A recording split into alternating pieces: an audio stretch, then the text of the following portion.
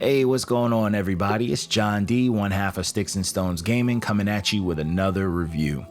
So today I'm reviewing the Wizards on the Oculus Quest. Length. So this game is roughly 4 to 5 hours, give or take. It's probably shorter depending on how you play it, but all these you have to factor in whether you're playing with like the difficulty buffs or the debuffs, which make it a little bit easier. So it also factors on whether you're trying to collect everything, which I do think you should do because it does up your magic and stuff like that. And it adds a little bit of difficulty because if you don't, then the game's a breeze, you know what I'm saying, if you use the debuffs rather than the buffs itself. So that's just how it goes, or the other way around. I think I said it backwards, but either way. Story. The story's straight to the point, man. It's wizards versus orcs. You're a wizard brought to life by another wizard to take on a rogue wizard, using these orcs to take over, I'm gonna say, the world. That's really it. You get a few in-game cutscenes that are okay, but not enough. You know, you feel like you needed one per level, and you only got like one per like section. There's like 3 sections, and they have like levels within each section, and you don't really get enough. And outside of that, you have this voice of the wizard who resurrected you. He high-key entertains you throughout the entire story. He gives you all your story background, and it's just great hearing him speak. He was a bit childish, he was a little witty and sometimes sarcastic, but I needed his voice. Like it definitely added a layer to the game that I enjoyed. Gameplay. Gameplay is what makes this game, man. You go through linear levels and kill hordes of different types of ogres and orcs after reaching certain like checkpoints or like kill points. You know, you cross a certain line and you'll automatically see like the spell of like you can't go further, and you just know that things are about to go down. You're about to throw down. It's not the most in-depth, but the game does have these collectibles. Every level has these 3 pieces that make up a red gem that you use to upgrade your spells, and they're not that hard to find, but you know, every now and then I would miss them, but you could always replay the levels and it tells you like what's on the level or what you need to unlock these, so it's not like you'll be lost. You can also collect these cards that have an effect on the game. They're not on every level, but they do appear. It's like every other level or so, but these definitely have a huge effect on the game. They add buffs or debuffs to the game that affect your score, and these the score that you get on the levels, whether they're multiplied or not, they will unlock gems for you for completing tasks or reaching certain scores at the end of the level.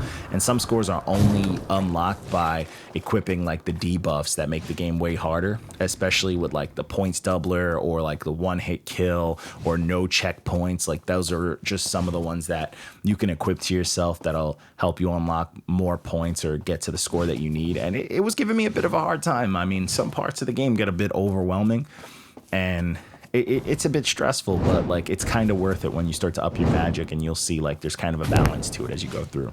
But back to the best part of the game, man.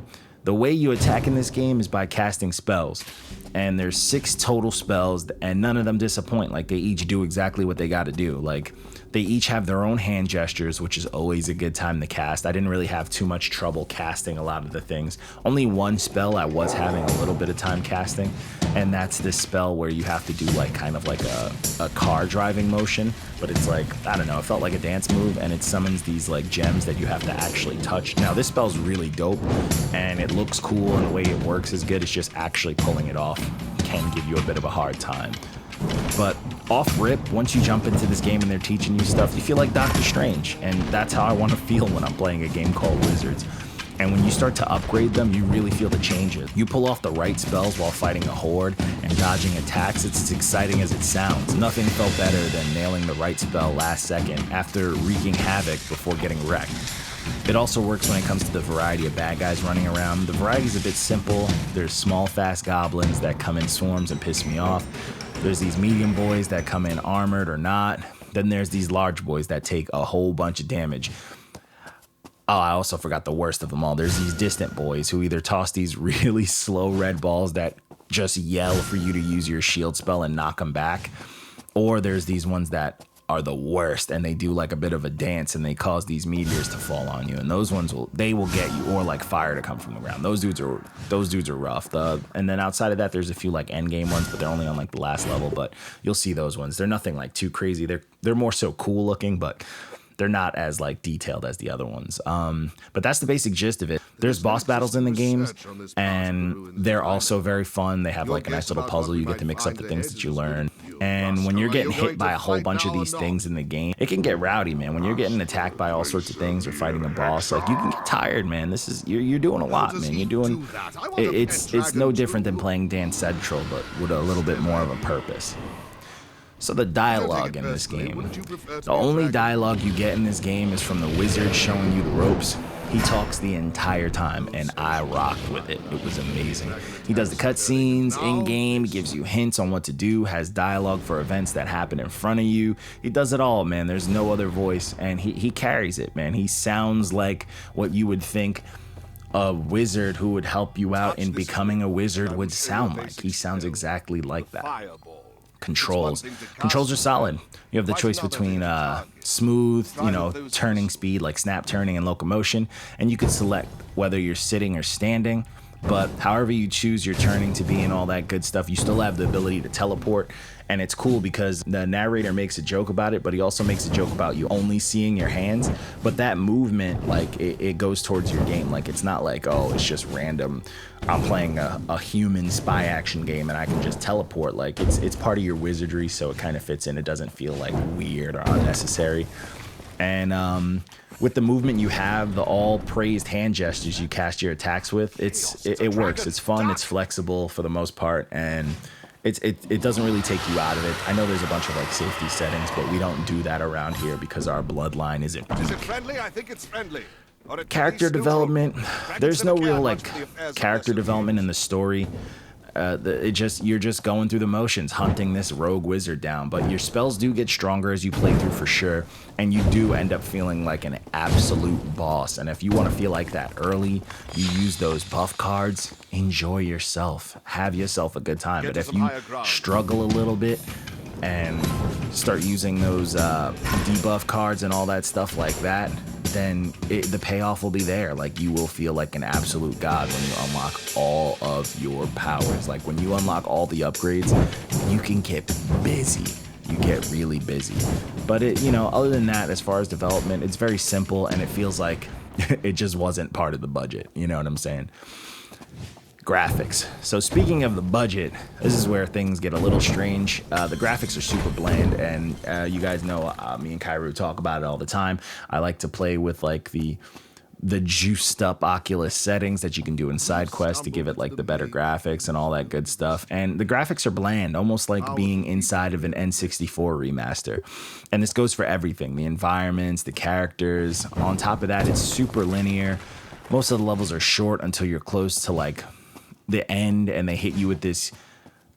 Most of the levels are short until like they hit you with like one huge wave at the end that kind of spreads that time out. Even though towards the end of the game they hit you with this random huge detailed level with like sandstorms and stuff, and it was super duper random, but you only get that once.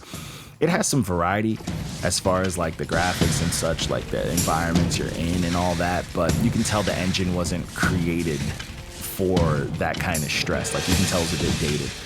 It's muddy looking, and there's a lot of repeated textures and such like that for like the walls, and like even the spells. Like, you're casting, like, your spells look a little bit better, but like the stuff that's coming at you it doesn't change. The graphics don't hinder the gameplay though, so if you're worried about that, it really doesn't. Where it lacks in graphics, the spells and the action, they make up for it. They really make up for it. Sound design was solid. It was cool, man. I enjoyed the music and the effects. It all kept me in the game. It kept me involved, and it picked up when it needed to. So it was pretty solid. Like, when you're getting down to some action, you hear it. Nothing bad to say about it. The music could have been a little bit more epic for my liking. Let's get some full-on Dragon Force happening, but I mean, it still was solid. Like, when I think of Wizards and Orcs, I need a full-on Lord of the Rings score, but I can settle with that. I can settle with what the game provided. The spells sounded good, and the monsters, though heavily recycled, sounded like what I expected them to sound like. They're just making their weird noises. I mean, sometimes it scares you too if you're not really paying attention and you just hear that loud orc yell in the background, but I'm not mad at it. Replay value. The replay value, unfortunately, is a little moderate. I can see someone running levels back with like all the buffs and like whatnot to unlock the crystals so they can fully upgrade all the spells or collect everything. But once that's done, there's no like, they don't really give you a horde mode or something to incentivize you getting in and just rocking with your powers. You kind of just replay levels. So it's kind of just like, I don't see people jumping back into this. Unless you're like, hey, let me show you something. Let me show you my all juiced out wizard, and you want to show some friends and like cast it to the phone. But I feel like it's also just a super missed opportunity for sure that they didn't just add this chaotic horde mode. I mean, it's necessary. Like the game essentially is a bunch of small horde modes. Like, just give me this open sandbox arena or something of the sort, like on some Blade and Sorcery or like Gorn, you know, or something like Gladius or anything like that. Just give me that open forum where I can just use all my powers, but you don't really get that. Overall, man, this game, I would say get this while it's on sale, but hey, that's all I got for you guys. Let me know if you guys played this. If you have, talk nice to us in the comments, and we'd really appreciate it if you hit that like and subscribe. I know we're saying this at the end, but we don't want to harass you with it at the beginning. We want to make sure you at least like the review. Also, let us know what you're playing on your Oculus. We are very active in that community. I am most definitely active in that community. Let me know what you have, man. I'm super here for it. I want to play some games with some people. I want to know what people want me to play, all that good stuff. But again, this is John D from Sticks and Stones Gaming, and I'm signing off. Peace. Let us get going. Follow the trail into the cave.